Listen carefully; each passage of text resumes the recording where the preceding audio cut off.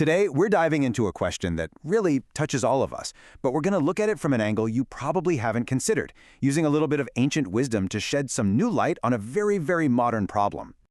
So, what does it actually mean to die with dignity? It's something we all hope for, right? To have our lives, and especially our final moments, filled with meaning and respect.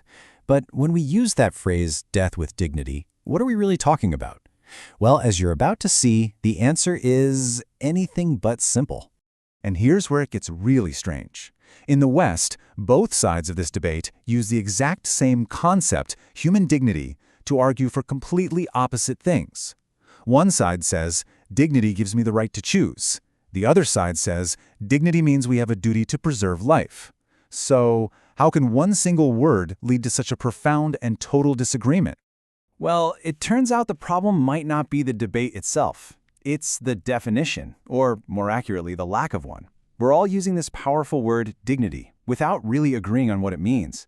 So, to untangle this knot, we're going to turn to a perspective that offers a surprisingly clear way of looking at things. And that perspective comes from Confucian ethics. Now look, the point here isn't to say that one culture has all the answers. Not at all. Think of it more like we're borrowing a new lens, a different tool, to help us see our own debate in a completely new light, and hopefully find a way through all the confusion. So here's our game plan.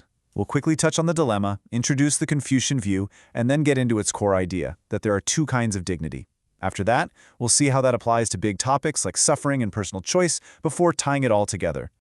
Okay, so this next idea, this is the absolute heart of the matter. It's the concept that unlocks everything else. Confucian thought says we don't just have one kind of dignity, we have two. And once you understand the difference between them, the whole picture starts to make a lot more sense. First up, there's what we can call universal dignity. This is the inherent worth you have just because you're a human being. It's not about what you've done, it's about what you could do, our shared potential to be moral beings. Everybody has this. It's universal, and you can never, ever lose it. But then there's personal dignity. And this one is totally different. This isn't something you're just given. It's something you have to earn.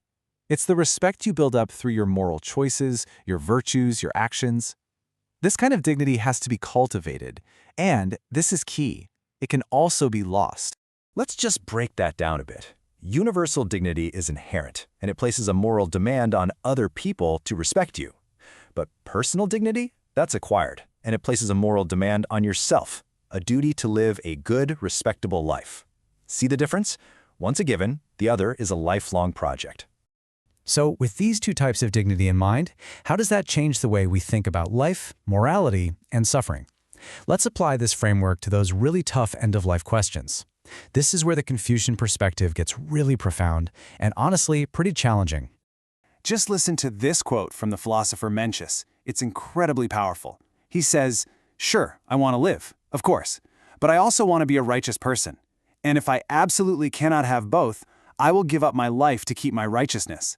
That's a radical idea, that your personal moral dignity can actually be more important than your biological life itself. And this leads to a completely different way of looking at suffering.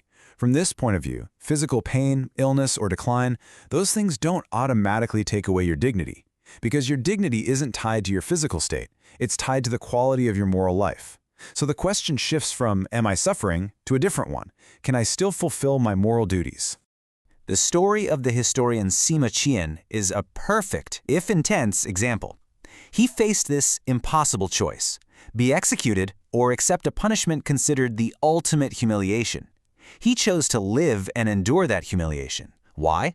Because he had a moral duty to finish his life's work, a massive history of China.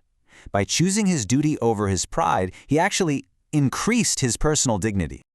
Okay, so you might be thinking, if personal dignity is all about fulfilling duties, what about my own individual choice, my autonomy? That's a great question, because this is another area where the Confucian perspective really diverges from modern Western thought. So we tend to think of autonomy as being about individual choice, the freedom to shape my life based on my personal wants and desires. The self is an independent unit. But the Confucian view is about moral autonomy, which is the freedom to choose to fulfill your duties and responsibilities to others. The self isn't an isolated island. It's defined by its web of relationships. And that web is centered on the family. You don't just belong to yourself, You belong to your family, your community. So a huge decision, like one about the end of your life, isn't just a personal matter. It's judged by whether it honors your responsibilities, especially the duty of filial piety to your parents and elders. In a very real way, your personal dignity and your family's honor are intertwined.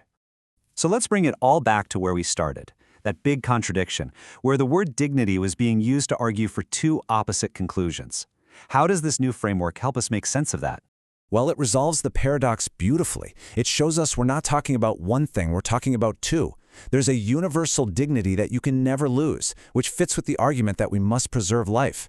And there's a personal dignity that you can lose, which depends on the moral quality of your life, and that fits with the argument that choice and righteousness matter. It's not a contradiction, it's just two parts of a much bigger whole. And that leaves us with a pretty challenging question for our own time. What if our conversations about end-of-life care shifted a little bit? What if, in addition to focusing on the rights we are owed, we also asked what it takes to live a morally complete life? Now, this way of thinking doesn't give us any easy answers, but it does offer a much deeper, richer, and maybe more meaningful way to think about what it truly means to die with dignity.